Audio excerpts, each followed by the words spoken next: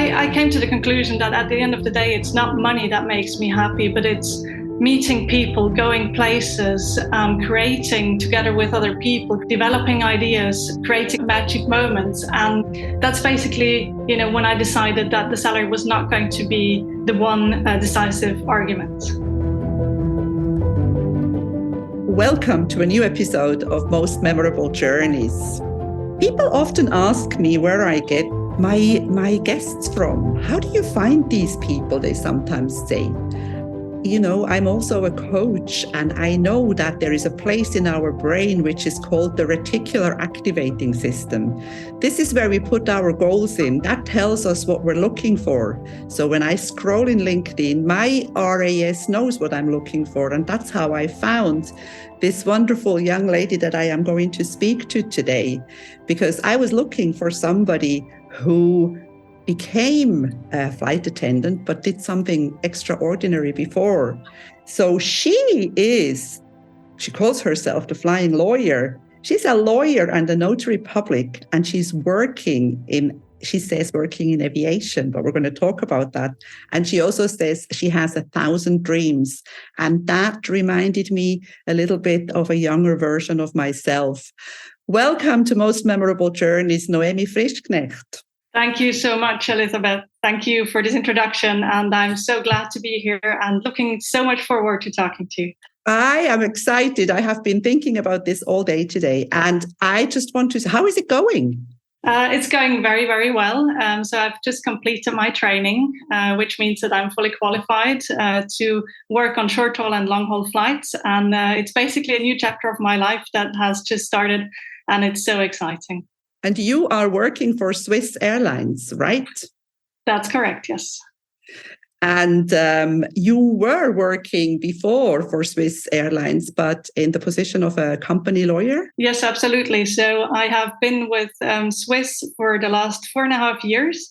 I was part of the legal department as a lawyer, and I was responsible for data protection and compliance, which is a totally different job from the one that I'm doing now.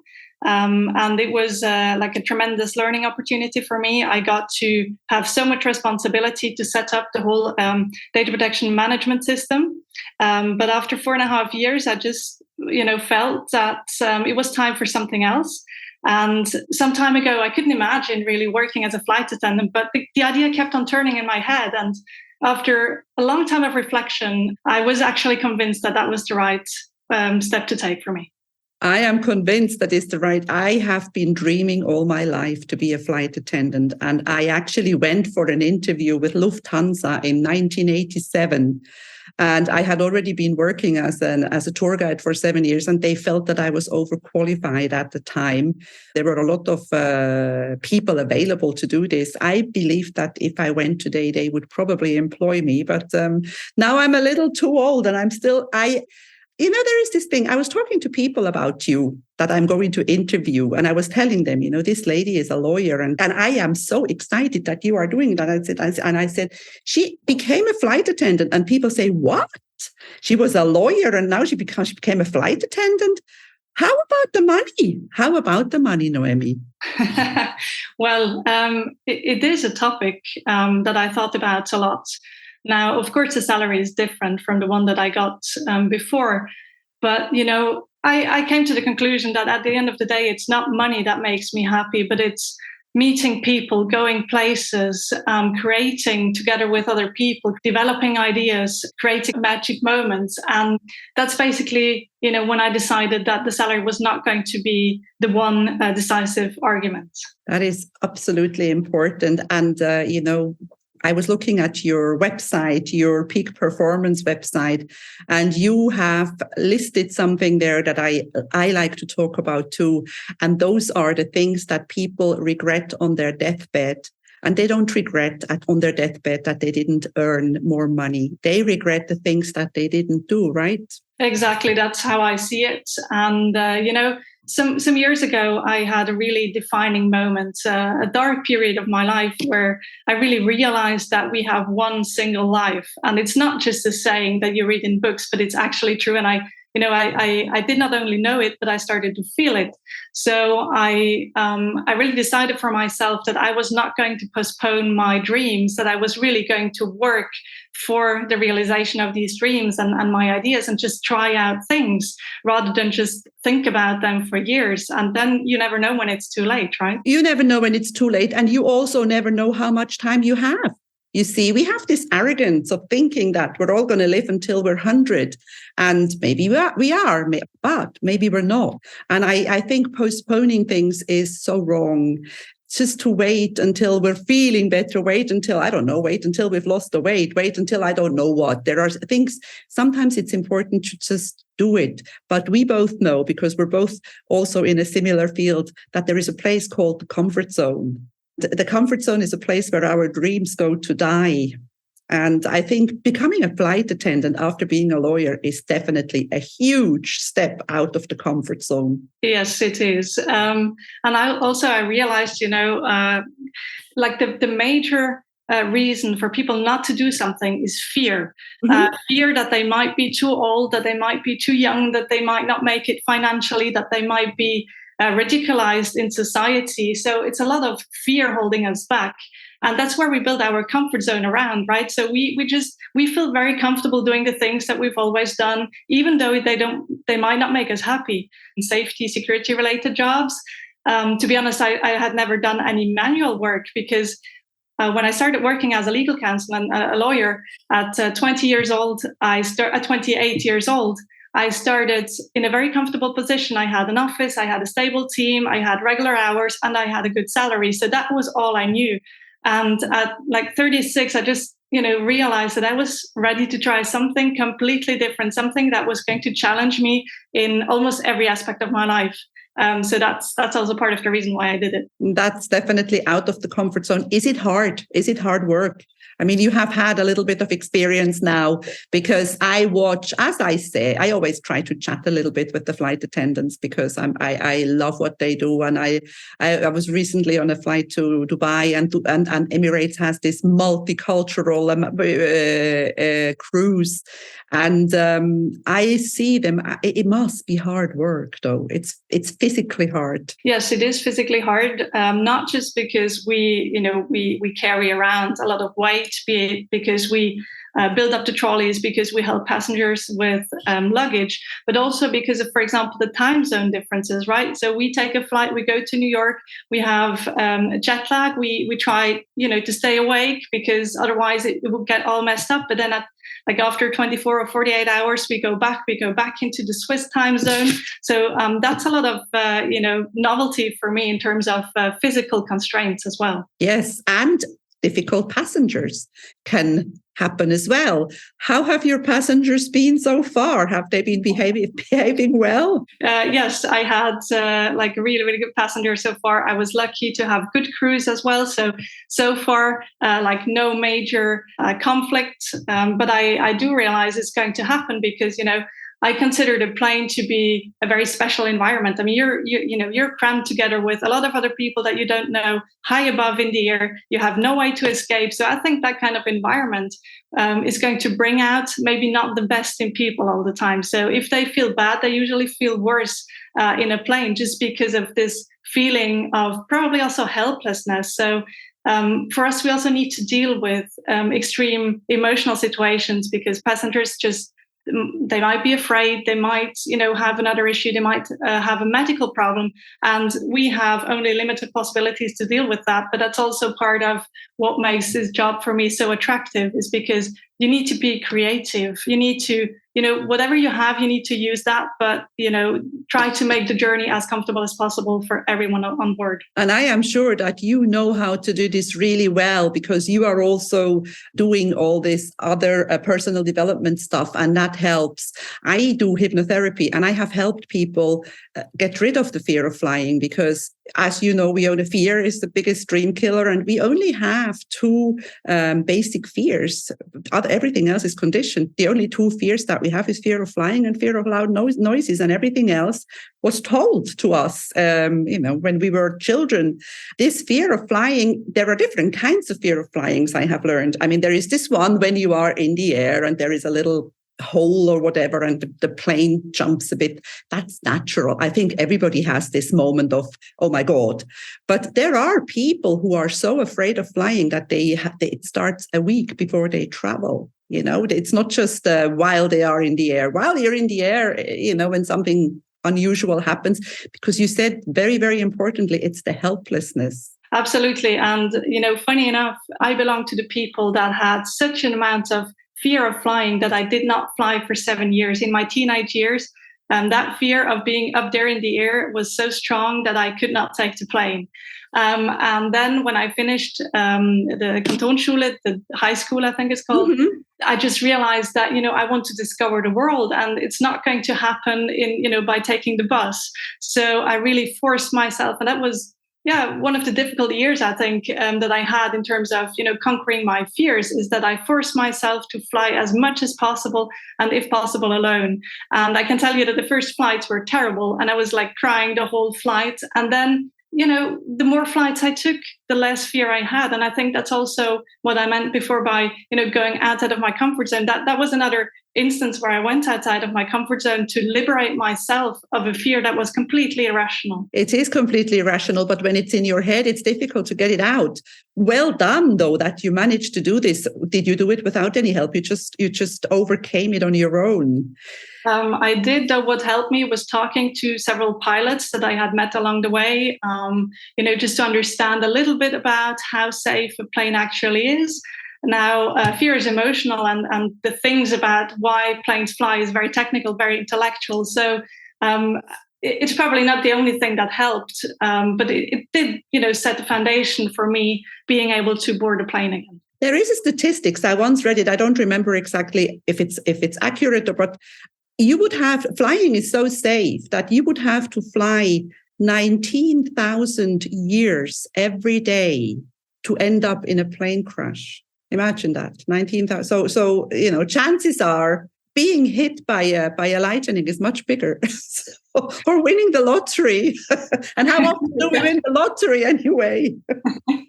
Yes, absolutely. So I think, we know it's very safe, and it's just a matter of, I guess, trusting your life, or putting your life into the hands of the people sitting in a cockpit, and that's what's really hard for some people. Yeah, that is true. But I think having confidence, and I find when the pilot speaks to the people, that makes a big difference. I miss that a little bit. They don't do that as much anymore as they used to when I was young. When I was a tour guide, the pilots used to tell us where we are. Sometimes they would point something out. They would fly over a town, and they would share it. I guess it's maybe a safety thing. I don't know what happened. Maybe it's just not done anymore. I'm one of those old-fashioned people. I don't listen to many things while I fly. I like to look out the window. Most people are just there with their earphones, so they don't care. But I think having confidence in the people who are taking you there, the flight attendants and the pilots, is very, very important. Yes, and it's going to be important in a lot of aspects in our lives. I think flying is just like a symbol for the trust that we have to put into other people in different areas in our lives. We are not an expert in everything. We need other people to guide us where we want to go. That can be a coach, that can be a hypnotherapist, for example, as you mentioned before, that can be a pilot. But I think we get to moments in our life from time to time where we need other people. We need to have that trust, or to build that trust up for us to really develop and grow as people, because we cannot do it alone. Absolutely. And this is why these people are there. And I always say that asking for help is a sign of strength and not a sign of weakness. When we feel that we can't do something alone, we should go and ask somebody, and a specialist, or sometimes it's a friend. Sometimes just talking about something is enough. But I want to just remember, I remember something that I wanted to say before, because you probably know that, or maybe if you don't, you will like it. Dr. Wayne Dyer is one of my gurus. I used to read a lot about him. He's not alive anymore, but he says one thing about the comfort zone. He says that we all get a gift-wrapped parcel for our birth. And most people don't even touch the wrapping. They never open that box. And that's about leaving the comfort zone and doing the things that we really love to do, because you could have just stayed in that office and sat on that lawyer's chair, but you are doing something amazing. And I have to tell you again, I admire you. Thank you so much. And thank you for the idea. I didn't know it, to be honest, the symbol with the gift. But I do believe it's true, because the human being is capable of so much. And I believe that because of social conventions, because of pressure that we put on ourselves, because of pressure sometimes that we get from our families as well, we don't really go looking for what we're capable of. So I think it's a really, really nice thought. It's a nice kind of a metaphor, to see. Now, coming back to your surroundings, friends and family, what did they say when you told them that you were going to leave that well-paid job and that you were going to become a flight attendant? I was surprised because the reaction was 100% positive. I expected more of maybe some hesitation from some people, but I discovered that everybody just liked the idea. I think, maybe it is precisely because some people play with the idea of changing their lives completely or doing something radically different, but they might not have the courage to do it. So I think when they see somebody actually doing it, it kind of, gives them hope maybe for themselves. It gives them inspiration. And that's what I felt. And it's also what supported me in that change, because it wasn't easy, and it's still some topics are still not resolved for me. As you mentioned, for example, the finances, it's something I need to get used to. I need some time for that. But it really helped me to know that the environment was really, really supportive. That's fantastic. Now, talking about the things that you have experienced, because I want to go back a little bit. You were mentioning before that you were afraid of flying, but then you did start traveling a lot, because I went through your list of beautiful things that you have done. And there is like one mention, being in a hot air balloon over the Serengeti, or seeing the Northern Lights, or you watched the center of our galaxy on the warm sand of the Libyan desert. That is amazing. I mean, tell me a little bit about Libya, for example. Did you travel to Libya? Yes, I did. That was some time ago, together with my parents. That was, before the change in the political system. So it was probably still easier to travel there. But we were part of a group a small group that went into the desert with camels. And we spent basically 2 weeks traveling with camels and the Tuareg that also cooked for us in the evening.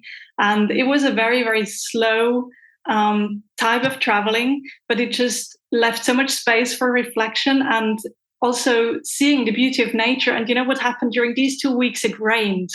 And that's so uncommon, right, for the desert. And the storm was so strong, we could almost not get away from it, because, in the desert, it's quite difficult to hide. But the next morning, I was so touched. The next morning, the whole dunes were covered in little plants. So the desert was green. And that was one of the most magical moments that I've ever experienced. And I think these magical moments, at least for me, they wait for me when I go out, when I start traveling, when I meet people. That's really where I come alive. And that's also why I listed some of my positive experiences on my website, because I just want to inspire people to go out and start experiencing. I get goosebumps listening to that, because the desert changes colors 5 times a day, every time the different sunrise, sunset during the day. So, and what you were saying about the little plants, because I live in Cyprus and I go walking in a little forest, which is on the beach, there's sand. It's trees growing in the sand, but now it has started raining. And as soon as it starts raining, as you say, the first, second day, there is something growing, something green comes out. It's amazing. Nature is something very, very amazing, and it does whatever it wants. Yes, and it does not judge. That's something else that, I love about nature, is that nature is just there for you to enjoy. It does not judge you. You can have a really bad day. You go into the forest and you start to feel better, because the trees, the plants, the animals, they're just there. They're going about their life. And they take notice of you, I guess, but they don't put you into boxes. They don't judge you. So in a way, they're really different from human beings. And I think that's also why I personally like to go into nature to recharge, to resource. and to fill up my batteries. Very much so. And nature, they never compare those trees or those flowers. And one thing that really I love is that sunflowers, when there is no more sun anymore, they turn towards each other. Wow, I didn't even know that. Yes, maybe it's not true, but I think it's true. I read that a few times, and that's why it's my favorite flower, the sunflower.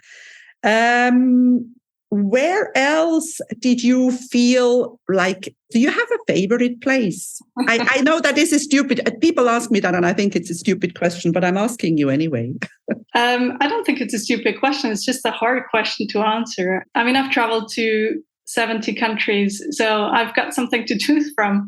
But it's difficult to answer because I think each and every country has beautiful sides to it. I remember, for example, traveling through Southeast Asia, and Laos in particular stuck out because of the color of the earth.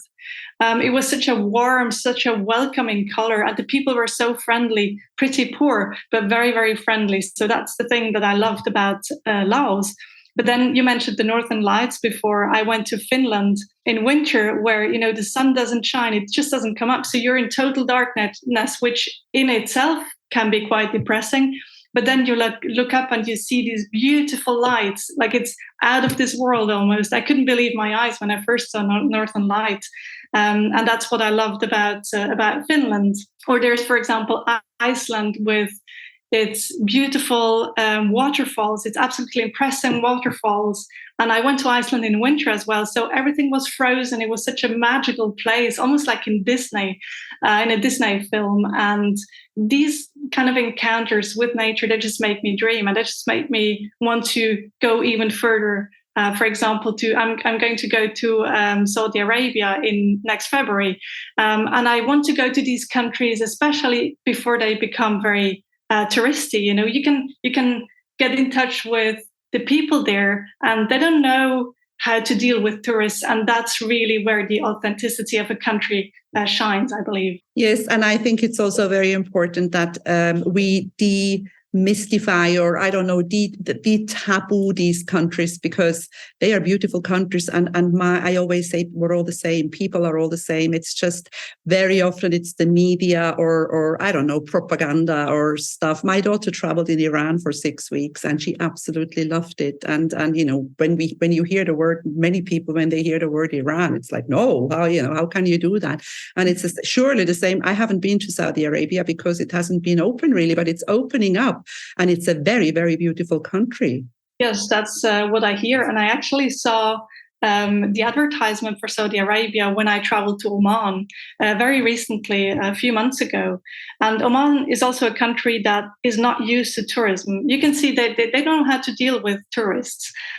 For example, if you're looking for something in particular, like a site, you might not find the road towards there because there's no signs, or the signs have been torn down. And I had the most beautiful encounters with these people. Even though they didn't speak English and I couldn't speak Arabic, but we managed to communicate somehow. For example, I met a civil judge. We found out because we used Google Translate. We sat around the fire and he came and we just tried to talk to each other about, what passions us. And I mean, that's so magical for me. How amazing. So true. And I agree. You don't need to be able to speak the same language. If you want to understand each other, you can understand. Of course, it helps. Of course, you cannot have an intellectual conversation. But I think one of our biggest issues in life is being judgmental and being racist, basically. Many, many people are. And racism is another thing that we are not born with. It's another thing that we are taught. And when you look at the playground and you see kids playing, they don't choose the same color, or they don't exclude. It's about talking about the way they are brought up. That's when things change. Mm-hmm. So racism is not a nice thing, and judgment is not a nice thing. And I am sure that in your work, what you are doing right now, it's important not to judge. Absolutely, because we get in touch with so many different cultures that we might not know in detail, or we might not know at all. And I think it's important to maintain an open heart and an open mind when we interact with different cultures, different people, and they might say something or do something that we cannot really understand, and that maybe very quickly we're going to judge, as you mentioned before.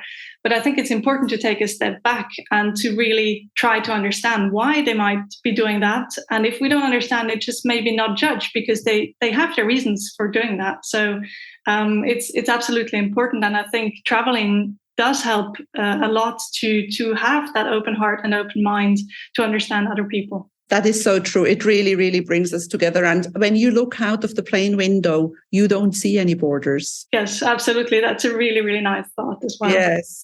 Now, coming back a little bit to peak performance, because peak performance happened before the flying. It's kind of something that you do on the side, because I remember when we were talking the first time, you also told me that you did an NLP training.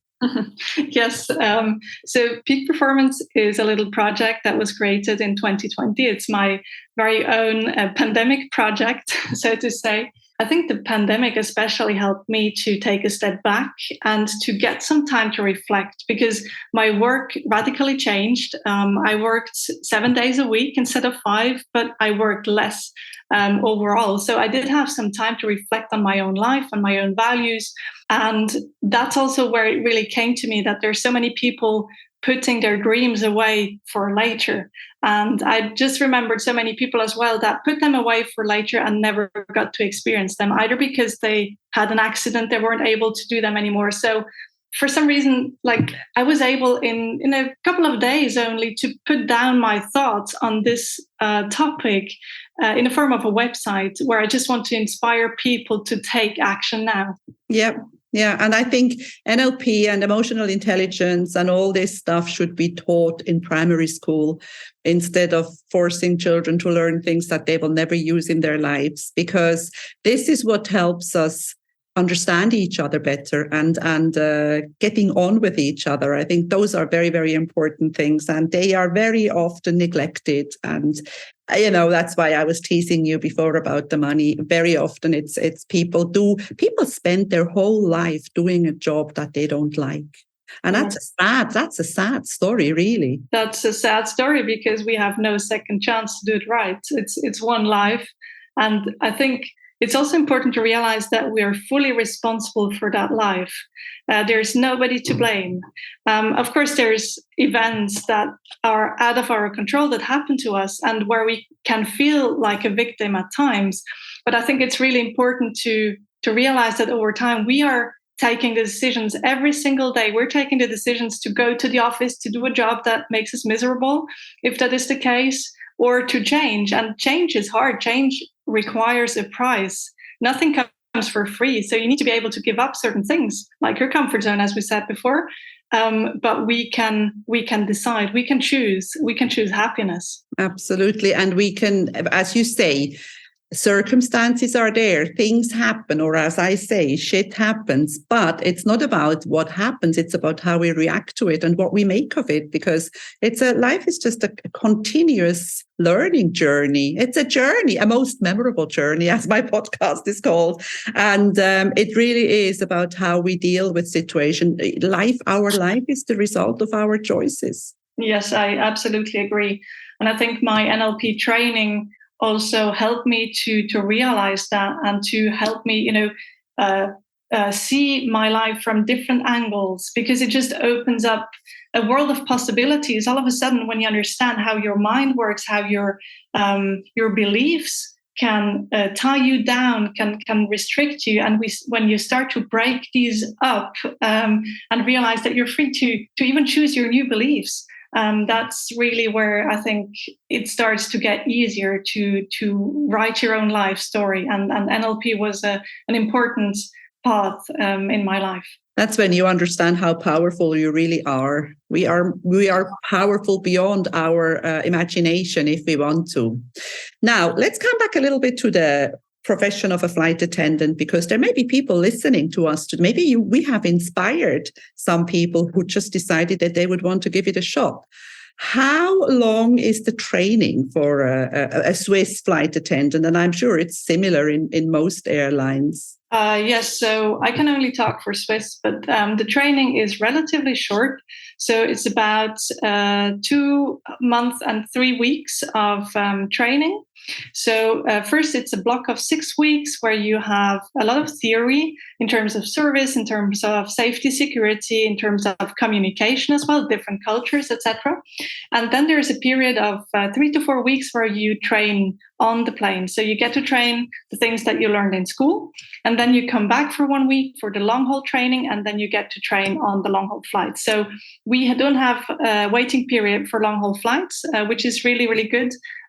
We get to be trained on both types, and you get one type of plane, and then after time you're going to get another one, another long haul plane. So it basically gradually builds up. And how long does it take until you get to fly actually for the first time? That is during that training. I think we talked, you had finished your short haul training and you were then flying already before you continued your long haul. Yes, exactly. So after about, I think 3 or 4 weeks, you go on, it's like a one special flight where you don't wear the uniform yet, but you just get some first experience.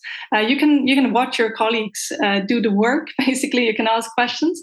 And then after the 6 weeks, the first 6 weeks of training, you get to fly on the plane. So it's a really short period of schooling, really, before you get some practice in the air. Where did you go on your first flight without uniform? I went to Rome and back. And where did you go on your first flight in uniform? Yeah, that was like 3 days in a row. I tried to remember. We went to Rome in a night stop as well. So basically being there during the night. We went to Paris. We went to London. We went to Stuttgart and Venice, I think, as well. So there's a lot of destinations already. Those are mostly turnarounds. You don't get to stay on the short haul. You do get to stay. I mean, usually it's a short period of time. You arrive either at night and then you leave the next, like at midday, or you arrive at midday and you leave the next morning. So you do get to enjoy these cities as well. You get time for a walk and a meal, and every time you come back, it a little better because, people say, it's not like it used to be anymore when they got to stay so long. But I think you still have time to do stuff. Yes, you do. Since I don't have a comparison, I'm not sure how it's different nowadays. It's probably a bit shorter, but you do get the time to explore a city, to meet people. And I know a lot of people that have their favorite cafes or restaurants in certain places. I have one friend who tells me that she knows San Francisco almost as well as she knows Zurich. So for me, look, it's a different kind of traveling. It's not like the most touristy type of traveling because you don't have the time. You don't necessarily have the time to go to the Eiffel Tower, to a museum, and then to the Seine, for example. But you get to explore it on a regular basis because you might end up in the same city maybe 2-3 times a month. I remember the good old times when I was a Kuoni tour guide and we used to fly on Swiss. And it's not Swiss Air, and we always used to get upgraded. Those were the days. It was. I used to wear my uniform on purpose, so they would understand and recognize me and put me in business class. But of course, these things have changed as well. But it's still a fantastic job. It's a fantastic life, and I say in my introduction in this podcast that my favorite smell is airplane kerosene. And my favorite sound is hearing the champagne cork pop in the business class. Yes, I think, flying still, you can have, thoughts on the environment, which then makes it difficult for you to fly. But I think flying in general is still something that makes people dream. And that's probably what you refer to as well. So we say we have kerosene in our blood. We're, probably a special kind of person that just likes to be out there, likes to go places, likes to be on the move a lot of the time. So yeah, that's definitely something that I can relate to. Yeah, I'm one of them. And when I was very young, after my apprenticeship, I went to Geneva to spend some time to learn French and more English. I was working for an American company, and I used to take the bus to go to the airport just to look. I wasn't traveling, but I was so fascinated by this whole stuff that I just went and sat at the airport for a while and went back home. So it's in our blood. I didn't know that we have, it's like kerosene in our blood. My blood is probably about 90% kerosene. That's good to hear. We're getting to the end, Noémie. Any last words? Any wisdom? Wow. Yes, I think, I have my reasons to change jobs, and I have other reasons to go public with this change. And it's not about, me wanting to be in the center of attention. It's really what I want to do is carry on a message. And that message would be that it's absolutely possible to radically change your life if this is what you want to do. If your old life does not make you happy, and that can be a relationship, that can be a job, that can be the city you live in, then it's absolutely possible to change. And I just want to encourage people to do that change, because as we said before, we have one single life, we have one shot to get it right. There's no second chance. And courage does not mean not to be afraid. Courage means doing something despite being afraid. And that's really what I want to encourage people to do. And what I want to inspire people to do is go for their own happiness, have the courage to pursue their own happiness. Wow, that is absolutely beautiful. I don't think we could have ended this any better. I wish you many, many, many happy landings, many happy passengers, and lots of fun wherever you go. Thank you so much for being on Most Memorable Journeys today, Noémie Frischknecht. Thank you so much, Elizabeth. It was a pleasure for me to be here on your podcast. If you enjoy my podcast, please like, share, and subscribe to my channel. You will find all the information in the show notes.